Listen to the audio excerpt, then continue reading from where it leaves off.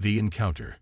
The Draconis scout ships detected the human warship and transmitted frantic warnings, unable to believe their sensor readings. The U.S. Hercules' staggering power readings and impossibly advanced technology struck them with terror. Captain Shebel stood, posture impeccable, on the bridge, staring out the viewport at the distant gleam of Draconis ships growing on the sensors. The Hercules knifed through space, the only human ship in the Zarian sector, dispatched alone to confront the Draconis before they ignited a galactic war. Tension crackled through the bridge. Earth's existence hung in the balance. Intelligence confirmed the reptilian Draconis, led by the ruthless warlord Ymir, were mere weeks from finishing a devastating antimatter cannon. A cannon they would use to blast human colonies and claim the ashes unless she stopped them here and now. The Galactic Council insisted diplomacy could sway Ymir, even as the Draconis blatantly violated treaties, annexed worlds, and slaughtered civilians. Earth knew better, knew that Ymir only understood one language: force. The U.S. Hercules represented that force, humanity's bleeding-edge war technology, a masterpiece of lethality and power. She could reduce a planet to molten slag in minutes, and she was Shah's to command. Shah furrowed his eyebrows as the ship-wide alarm blared, signaling the Draconis ships had locked intercept trajectories. Ymir wanted to intimidate Earth into staying out of Draconis conquests by force if needed, but Shea would show Ymir that humanity yielded to no one. Battle stations. I repeat, battle stations. This is not a drill, Shea ordered through the ship-wide comm. The Draconis fleet erupted out of hyperspace in perfect formation, an armada of gleaming warships overflowing with advanced weaponry. On the DC's Firestorm's bridge, Warlord Ymir's reptilian eyes narrowed as he took in the lone human vessel on the display. The U.S. Hercules looked almost insignificant against the backdrop of his mighty fleet -20 heavy cruisers and 50 destroyers, each a formidable instrument of war. They must be insane, challenging us with one ship, Commander Zarin hissed from his station, or unbelievably arrogant. Ymir's lips peeled back, revealing rows of sharp teeth. Then we will teach them the price of their arrogance. The Draconis hegemony will not tolerate such insolence from upstarts. He savored the thought of crushing this impudent human captain who dared to defy him. It would be a harsh lesson, but a necessary one. The galaxy needed to understand that the Draconis were its new masters. Hail their ship, Ymir ordered. I want to see the fear in that human's eyes when he realizes his mistake. But before the communications officer could comply, Captain Bell's face appeared on the main view screen, broadcasting on all frequencies. Ymir snarled at the human's audacity to open communications first. Warlord Ymir, she said, his voice hard as steel. I am officially declaring war on the Draconis hegemony for your blatant violations of interstellar law and crimes against sentient species. You have conquered worlds, slaughtered civilians, and disrupted the peace. This ends now. The bridge went deathly silent for a split second before erupting into furious roars. Zarin pounded his fist on the console. How dare they? A single ship against the might of the hegemony. Ymir felt rage boiling in his blood, a red mist descending over his vision. This arrogant human thought he could dictate terms, thought he could threaten the Draconis and walk away unscathed. Enough, Ymir bellowed. All ships, open fire. I want that human vessel reduced to atoms. The Draconis fleet surged forward as one, their weapons powering up with a rising hum. The U.S. Hercules held position, a defiant silver spear against the onrushing swarm of warships. Shea stood on the bridge, his face grim as he watched the approaching storm. They're not backing down, sir, his tactical officer reported, hands flying over her console. Neither are we, Shea replied, his voice like gravel. Prepare to engage. The battle begins. The Draconis ships unleashed a hellstorm of plasma bolts and antimatter missiles, each glowing projectile streaking through the void towards the U.S. Hercules. The sheer volume of ordnance was staggering, a tidal wave of destruction powerful enough to atomize a small moon. Ymir allowed himself a toothy grin as he watched the wall of death hurtling towards the human vessel. The Hercules would be vaporized in an instant, a fitting end for their impudence. Humanity would learn the futility of challenging the hegemony. To his utter disbelief, the Hercules shields flared to life, a scintillating bubble of energy enveloping the ship. The plasma bolts and missiles slammed into the barrier and dissipated harmlessly, the shield absorbing the tremendous energies without so much as a flicker. Impossible, Ymir thought, his pupils dilating. Federation intelligence had been adamant that human shield technology lagged generations behind the hegemonies. They couldn't have been this wrong. It defied belief. All ships, fire at will. Ymir roared, smacking his palm on the armrest. I want that ship destroyed. The Draconis fleet responded instantly, pouring all their reactor power into their weapons. Space lit up as they fired salvo after salvo, the entire fleet focusing their might on the lone human vessel. The Hercules surged into motion, its engines flaring brilliantly as it accelerated towards the hegemony ships at a velocity that seemed to mock its size. The human ship wove through the storm of enemy fire with preternatural agility, rolling and jinking in evasive maneuvers that should have torn its hull apart from sheer stress. Ymir's eyes widened as he watched the display. Even with his basic grasp of physics, he knew the Hercules was pulling turns that would shear any Draconis ship in half. Yet the human vessel's hull showed no signs of strain, no buckling or deformation. It was impossible. It defied the laws of the universe. Captain Bell's face reappeared on the display, his gaze boring into Ymir. Warlord Ymir, I say again, stand down immediately or be destroyed. This is your final warning. Ymir surged to his feet, his vision bleeding red. Cut him off. He bellowed at the comm officer, apoplectic with rage. The screen went blank as the channel was hurriedly muted. Somebody tell me why that ship is still in my sky. Ymir snarled, whirling on his bridge crew. I want it out of my sight. I want it in pieces. The Hercules charged onward, closing the distance to the Draconis fleet at a breathtaking pace. Ymir white-knuckled the armrests of his command throne, talons gouging the metal. His mind raced. The human ship hadn't even fired yet. What was their strategy? What nasty surprise were they planning to spring? Warlord, the sensor officer's panicked shout snapped Ymir's attention back to the present. Massive energy surged from the human vessel. Ymir shot to his feet, muscles coiled. This was it. The Hercules was about to unleash some kind of doomsday weapon, an alpha strike to gut the hegemony fleet in one launch. Signatures, the sensor officer reported. Multiple small craft emerging from the Hercules. Fighters. Fighters. Ymir hissed. That's impossible. The Hercules is a battleship. It's too small to have a fighter complement. Yet the evidence was undeniable. Dozens of glinting specks poured from the human ship's launch bay, compact, deadly, and moving at speeds Ymir had never seen from fighter craft. They fell upon the Draconis ships like a swarm of razor wasps, juking and weaving through the crisscrossing web of point defense fire with inhuman precision. It was like watching a masterfully choreographed dance, Ymir thought, with a mix of awe and dread. The human fighters moved in perfect synchronicity, each covering the other's angles, not a single wasted motion. In contrast, the Draconis ship's turret fire was clumsy and uncoordinated, a child swatting clumsily at flies. The fighters tore into the hegemony ships, strafing the larger vessels' hulls with plasma cannons. And what looked like? Ymir squinted at the readout in disbelief. Some kind of miniaturized black hole torpedoes. Ymir had heard whispers of such theoretical weapons from the hegemony's own bleeding-edge research labs, but to see them deployed in combat, it beggared belief. The human assault.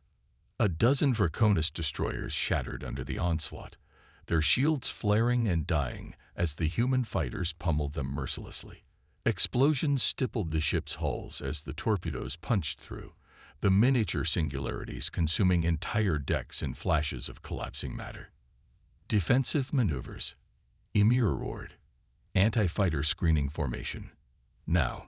But the Draconis ships, ponderous and clumsy next to the nimble human fighters, were simply too slow to react. The fighters looped around for another pass, their plasma cannons perforating a heavy cruiser's bridge in a fiery slash. 3 more attack runs, 3 more waves of ruin rippling through the hegemony battle line. In what felt like moments, half of Ymir's once mighty armada lay crippled or destroyed, leaking atmosphere and bodies. The fighters streaked back to the Hercules, their hulls unmarred, their lethal precision undiminished. And through it all, the Hercules shields hadn't so much as flickered. The Hercules forward batteries erupted, disgorging searing beams of star-core plasma. The lances of pure destruction raked across the Draconis battle line, their touch instantly volatilizing hull plating and the flesh underneath. The beams punched through shields like they weren't there, spearing clean through ship after ship and igniting their atmospheres in gouts of flame. Ymir gripped the arms of his command chair, claws carving furrows in the metal as the Hercules scythed through his fleet. The human ship moved with a terrible, implacable purpose, its weapons dealing death with each shot. Draconis ships shattered and died under the onslaught, consumed by ravenous plasma fires that melted bulkheads and vaporized crew. "Warlord, we're losing ships faster than we can count," Zarin shouted over the chaos of damage reports flooding the bridge. "We can't take much more of this." Ymir snarled wordlessly, refusing to give the order to retreat. To flee would be to admit weakness, to cede victory to the humans. Unacceptable. The firestorm shuddered as a plasma beam grazed its shields, the energy barrier barely holding. Ymir braced against his restraints, the deck lurching under his feet. Damage alarms howled as the beam burned through armor in a molten gash. Shields at 30%. An officer yelled, "We can't take another hit like that." Ymir opened his mouth to bark orders, but his words died in his throat as the main view screen flickered. The human captain's face stared back at him, Shah's eyes hard as flint. "Warlord Ymir." Shah's voice was cold as the void. "Earth has been preparing for this day since your first atrocity. We've watched, we've planned, and now we act. The Hercules is just the first. Surrender now, and your crew may yet survive." "Survive." Ymir spat the word. "You expect me to bend knee to you, to Earth. I'll die first." Shah's expression didn't flicker. "Earth doesn't want your submission, Warlord. Your rule is at an end, one way or another." The screen went black, and in that instant, the Hercules opened up with every gun. A dozen searing plasma beams stabbed out, piercing the firestorm's failing shields and punching into its hull. The dreadnought shuddered like a beast in its death throes, secondary explosions walking across its length as the plasma ignited fuel lines and ammunition stores. Ymir clung to his chair as the bridge dissolved into chaos, his crew scrambling futilely to save the dying ship. Zarin rushed to his side, shouting something lost in the cacophony. Ymir met his second's eyes, seeing his own rage and despair mirrored there. This couldn't be happening. The Draconis were the superior species, destined to rule the stars. Yet here they were beaten and broken by a single human ship. The shame of it burned worse than the plasma fires ravaging the firestorm. Ymir's eyes locked on the console, the Hercules looming large as the dreadnought's cameras failed one by one. That damned human ship, so sleek and deadly, the instrument of his ruin. He watched it until the final screen went dark, the image searing into his mind, even as the last of the firestorm systems died, and the ship began to tear itself apart. Ymir sat rigidly in his command chair, unable to process the magnitude of his defeat, his grand invasion, his glorious conquest of the galaxy, all turned to ash by a single human vessel. The Hercules swept through the debris field that had once been a proud Draconis battle fleet, its shields shrugging off the few scattered shots from the survivors. The human ship moved with a predator's grace, unhurried and unafraid.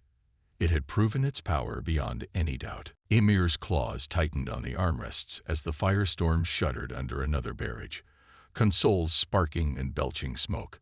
The once proud flagship was coming apart at the seams, Its hull breached in a dozen places, atmosphere venting into the void. "Warlord, we must withdraw," Zarin shouted over the chaos. "We can't win this." Ymir snarled, hating the truth in his second's words.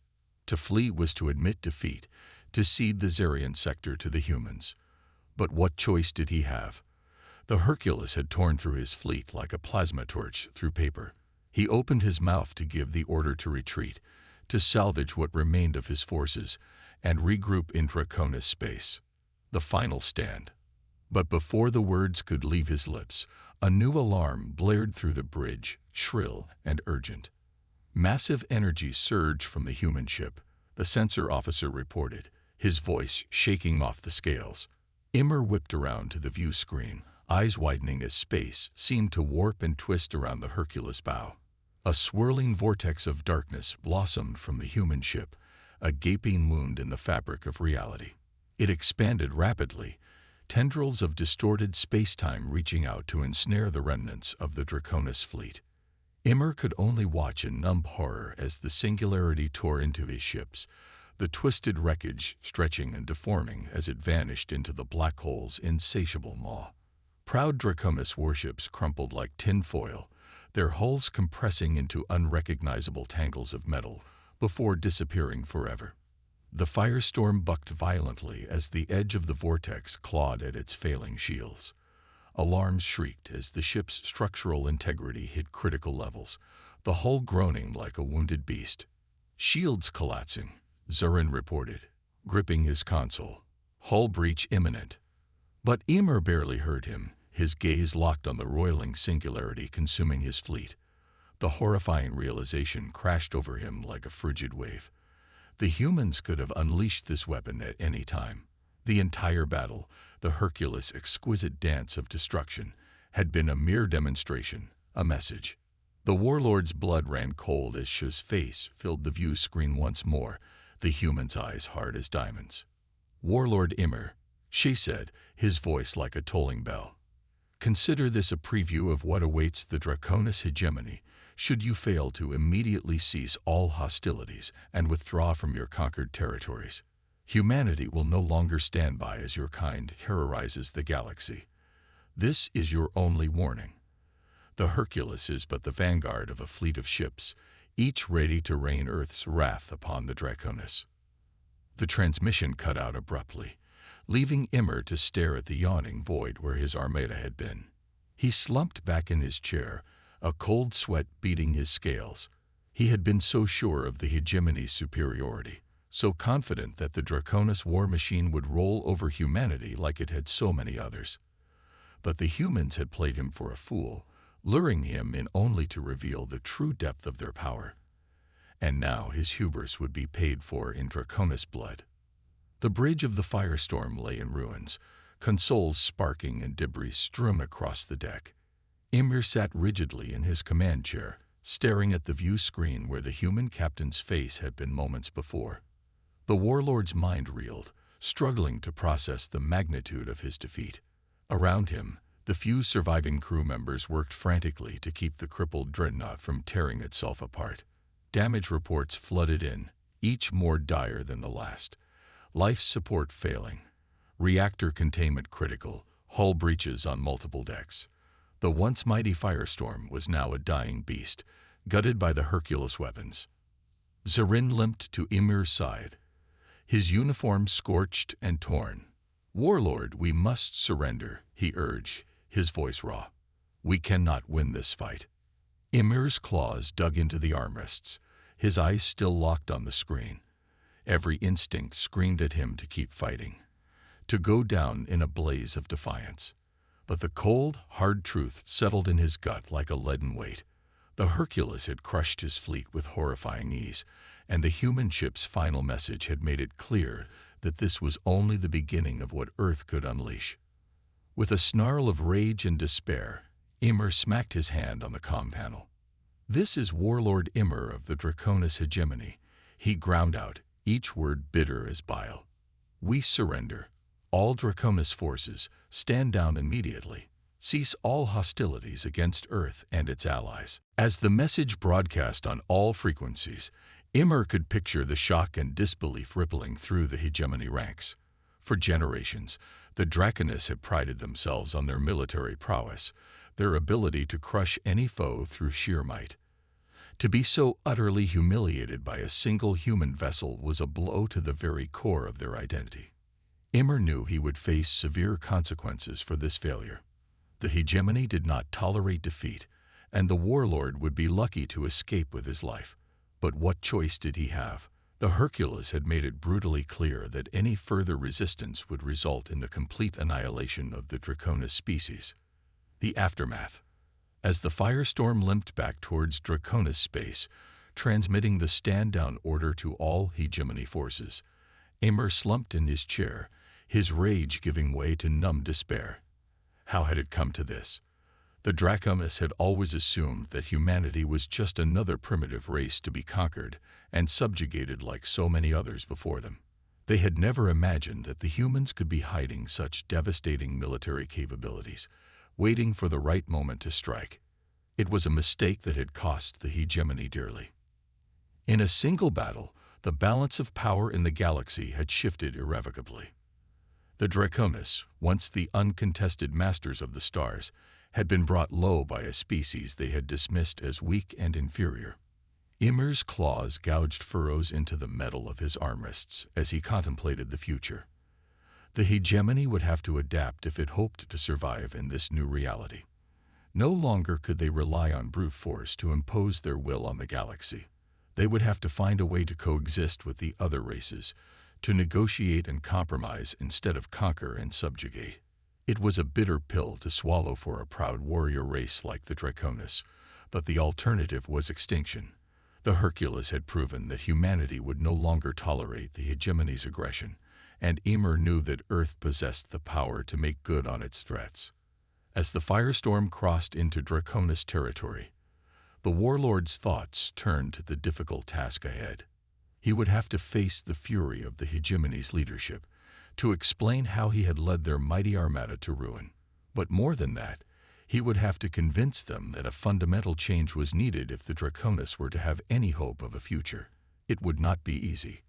The hegemony's militaristic culture was deeply ingrained, and many would resist the idea of embracing diplomacy over force. But Immer knew that the alternative was too horrific to contemplate. The Hercules had given them a glimpse of the abyss, and the warlord was determined to do whatever it took to pull his people back from the brink. Zarin's voice cut through Imir's dark musings. "Warlord, we're receiving a transmission from the homeworld. The High Council is demanding an explanation for our surrender." Ymir straightened in his chair, his expression hardening into a mask of resolve. "Put them through," he growled. "It's time they understood the new reality we face." As the view screen flickered to life, displaying the enraged faces of the Draconis leadership, Ymir steeled himself for the confrontation to come. It would be a battle as difficult as any he had fought, but one he knew he must win. The future of his species depended on it. Rebuilding and reflection.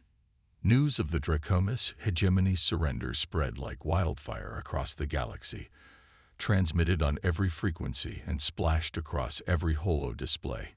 In the bustling markets of Kira Prime, shoppers paused mid-transaction as the announcement blared from public screens. Cheers erupted from the crowd, tentacled appendages waving in celebration. The Kyrians had long suffered under the hegemony's iron grip, their resources plundered and their people enslaved. Similar scenes played out on countless different worlds. The Valari, a proud avian race, sang songs of freedom in their crystal spires. The Goran collective mind buzzed with relief, their high ships pulsing with renewed energy. Across the galaxy, oppressed races celebrated the fall of their tyrannical overlords, but not all greeted the news with joy. On the shadowed streets of Nexus Station, a group of Draconis expatriates huddled around a flickering holo display, their scaled faces etched with worry. "What happens now?" One of them hissed, his tail lashing anxiously. The hegemony kept order in the outer rim. Without their fleet, the pirates and warlords will run rampant. His companion nodded grimly. "And what of the humans? They possess weapons that could subjugate us all. Who will stop them from becoming the new tyrants? Similar concerns echoed in the halls of power across the galaxy. In the gleaming chambers of the Galactic Council, representatives from 100 worlds gathered for an emergency session, their faces tense with apprehension. The humans have upset the balance of power, the Valari delegate declared, his feathers ruffled with agitation. Their advanced weaponry poses a clear threat to galactic stability. We must impose sanctions, limit their military capabilities before it's too late. The Goran representative pulsed with disagreement. Sanctions against the race that just freed us from Draconis oppression. The humans are heroes, not villains. We should be forging closer ties, not pushing them away. As the debate raged on, a holographic image flickered to life in the center of the chamber. The assembled delegates fell silent as they recognized the haggard face of Captain Chabel. Esteemed members of the council, Shea began, his voice heavy with exhaustion. I come before you not as a conqueror, but as a humble servant of peace. He paused, his eyes haunted. The victory we achieved against the Draconis came at a great cost. During the battle, the Hercules experimental reactor core was damaged, exposing my crew to lethal levels of radiation. Even now, as I speak to you, they are slowly succumbing to the effects. A murmur of shock rippled through the chamber. Shea continued, his voice cracking with emotion. My brave men and women sacrificed their lives to protect the galaxy from Draconis aggression. They believed in a future where all races could live in harmony, free from the threat of tyranny. He fixed the delegates with a pleading gaze. I ask you now to honor their sacrifice. Let us not squander this opportunity for lasting peace. Let us work together as allies and friends to build a galaxy where no one need live in fear. As Shea's image faded, a somber silence descended over the chamber. The weight of his words hung in the air, a reminder of the terrible price of freedom. Light years away, in the cold depths of a Draconis prison ship, Warlord Immer sat shackled in a bare cell. He barely registered the sound of the door opening. His once proud posture slumped in defeat. A pair of guards hauled him to his feet, their claws digging into his scales. On your feet, traitor, one of them snarled. It's time for your trial. Immer stumbled as they dragged him through the ship's corridors, his mind numb with despair. He had failed his people, failed the hegemony, and now he would pay the price. The trial was a blur of accusations and condemnation. The Draconis leadership, desperate to save face, laid the blame for their defeat squarely at Immer's feet. He offered no defense, no excuses. In his heart, he knew he deserved far worse than the lifetime of hard labor they sentenced him to. As the prison transport carried him to the remote penal colony where he would spend the rest of his days, Immer stared out at the stars, his thoughts turning to the humans who had defeated him so utterly. The memory of the Hercules, that silver spear of retribution, haunted his every waking moment. Would the Draconis ever recover from this humiliation? Could they find a place in this new galactic order, or were they doomed to fade into obscurity, a once mighty race brought low by their own arrogance? Immer had no answers, only the bitter ashes of defeat. As the transport descended towards the barren surface of the penal colony, he steeled himself for the hard years ahead. It was no less than he deserved, he supposed, no less than the price of his failure. The galaxy, meanwhile, spun on, forever changed by the actions of a few brave humans. The sacrifices of Captain Bell and his crew had bought a chance for peace, but it was up to the rest of the galaxy to seize it. The future remained uncertain. A new dawn. In the echoing halls of Earth's capital, the debate raged on. Admiral Ivanova slammed her fist on the podium, her voice rising above the clamor. The Hercules proved that we cannot afford to be complacent. The galaxy is a hostile place, and we must be prepared to meet any threat head-on. Across the chamber, Senator Thornton shook his head, his aged features etched with concern. And what would you have us do, Admiral? Pour all our resources into building more ships, more weapons. We barely survived the last war. Another arms race could be our undoing. The argument went back and forth, each side presenting their case with fervor. In the end, a compromise was reached. The military would receive additional funding, but with strict oversight and a focus on defensive technologies. It was a decision that would be put to the test sooner than anyone expected. The first reports were dismissed as isolated incidents, a colony going dark, a trade ship failing to arrive at its destination. But as more and more worlds fell silent, a pattern began to emerge. Something was out there, preying on the edges of human space.